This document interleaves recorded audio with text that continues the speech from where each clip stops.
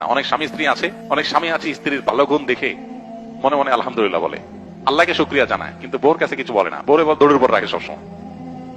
অনেকে মনে করে যে দৌড়ের উপর রাখলে মহিলা মানুষ সোজা থাকবে, প্রশংসা করলে মাথায় উঠবে, এরকম চিন্তা অনেকে করে। এটা ভুল।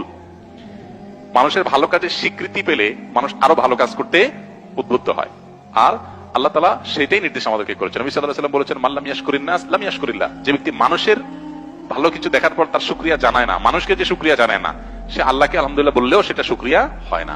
এই জন্য শুধু আল্লাহকে আলহামদুলিল্লাহ বললে হবে না, মানুষকেও স্বীকৃতি দিতে হবে।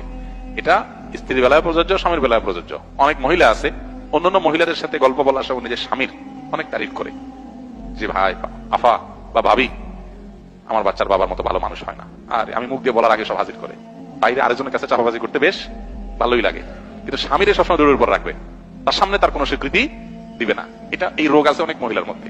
একই কথা পুরুষের মধ্যেও, বাইরে যায় বউ রান্নার তারিফ করবে, চাপা পিটাবে, গলাবাজি করবে, তো বাসায় বউকে একটা বার সত্যটা স্বীকার করবে না যে আলহামদুলিল্লাহ রান্নাটা ভালো হয়েছে, বরং যতই ভালো হোক একটা দোষ বাইর করবে যে চাপে রাখি। এই পলিসিটা ভুল পলিসি এবং শয়তানি পলিসি।